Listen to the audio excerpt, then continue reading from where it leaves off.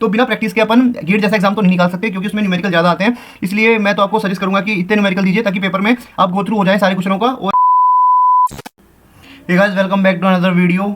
तो गेट का form open हो चुका है और इस बार गेट को कंडक्ट करवा रहा है आईआईएससी बैंगलोर। तो जैसा कि आप सभी को पता होगा कि नोटिफिकेशन 4 तारीख को आ चुका था और 30 तारीख को फॉर्म ओपन होने वाला था, रजिस्ट्रेशन फॉर्म। तो कल रात को शायद काफ़ी लेट ओपन हुआ था, इसलिए मैं ये वीडियो कल नहीं बना पाया, इसलिए मेरे को ये वीडियो आज बनानी पड़ रही है। तो काफ़ी लोगों का डाउट आ रहा है कि फॉर्म कैसे भरना है। तो सबसे पहले आपको गेट 2024 सर्च करना है, वहाँ पे आपको ऑफिशियल साइट दिख जाएगी। जैसे आप साइट को खोलोगे तो आपकी ये मेन पेज खुल जाएगा। इसमें आप नीचे जाके यहाँ पे लॉगिन पे क्लिक करेंगे तो आपका रजिस्ट्रेशन फॉर्म ओपन हो जाएगा। यहाँ से आप रजिस्ट्रेशन फॉर्म को फिल कर सकते हैं। और कुछ मैं आपको इंपॉर्टेंट डेट्स बता देता हूँ, जैसे कि यहाँ पे लिखा हुआ है कि 30 अगस्त से फॉर्म की ओपनिंग डेट है, लेकिन ये कल काफ़ी लेट चालू हुआ था, तो मान लो कि आज से चालू हुआ है। इसके बाद जो रेगुलर रजिस्ट्रेशन है वो 29 को बंद हो जाएंगे। और इसके बाद है ना कुछ एक्सटेंडेड पीरियड मिलता है, जिसमें अपना जो अमाउंट है वो कुछ ज़्यादा लगता है, तो वो 13 तारीख तक है। मतलब कुछ लोग भूल जाते हैं या फिर उनको करेक्शन करवाना होता है, तो वो मतलब इन पीरियड में करवा सकते हैं। और मैं आपको कुछ और इम्पोर्टेंट अनाउंसमेंट्स दिखा देता हूँ। उससे पहले मैं आपको रजिस्ट्रेशन फ़ी के बारे में बता देता हूँ।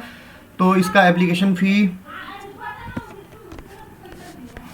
अगर कोई फीमेल कैंडिडेट है, SC/SC, SC/ST या फिर PWD कैंडिडेट है, तो उसे जो रेगुलर पीरियड है अगर विद इन टाइम अगर फॉर्म को भरते हैं तो 900 रुपये का पड़ेगा। और अगर उसके बाद जो एक्सटेंडेड पीरियड है उसमें करेगा तो उसका 1400 का वो फॉर्म पड़ेगा। वही अगर कोई मतलब जनरल कैटेगरी का या फिर कोई फॉरेन स्टूडेंट है उसको 1800 रेगुलर पीरियड में और 2300 अगर एक्सटेंडेड पीरियड में फॉर्म को फिल करता है तब पड़ेगा।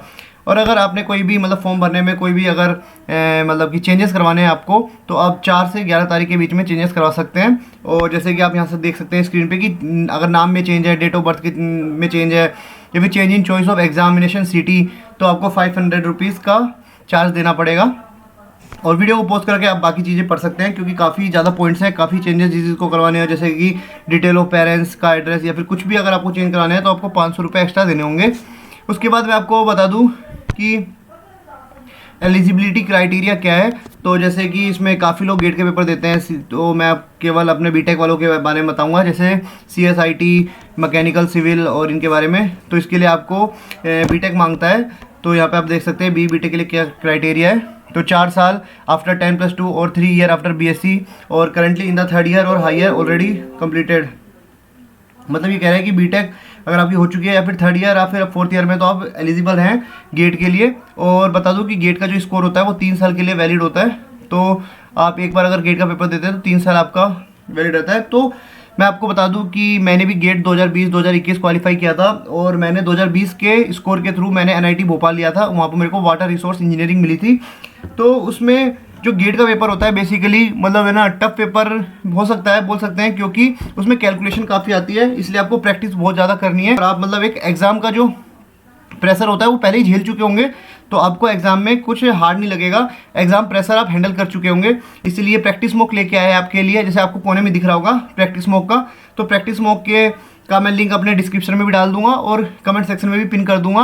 तो वहाँ से जाके आप रजिस्ट्रेशन कर सकते हैं प्रैक्टिस मॉक पे। वहाँ से जाके आपको गेट के जितने भी आपको टेस्ट देने हैं और बिल्कुल मतलब टू द पॉइंट क्वेश्चन मिलेंगे, जो मतलब डायरेक्ट आपको पेपर में भी देखने को मिल सकते हैं। तो जाइए प्रैक्टिस मॉक पे रजिस्टर कीजिए और इतने टेस्ट दीजिए ताकि पेपर से पहले आप है ना सारे क्वेश्चन इतने बार लगा चुके होंगे, ताकि आपको पेपर में कोई भी डिफ़िकल्टी नहीं महसूस होगी। और दूसरी चीज़ कि आपको जो गेट के जो PYQ वाले हैं उसकी एक बुक ऑर्डर कर लेनी है, और सारे जो भी PYQ आए हुए हैं वो आपको कर लेने हैं। क्योंकि जब मैंने 20 और 21 में जब मैं तैयारी करता था गेट की, तो मैंने देखा था कि PYQ काफ़ी पूछता था वो,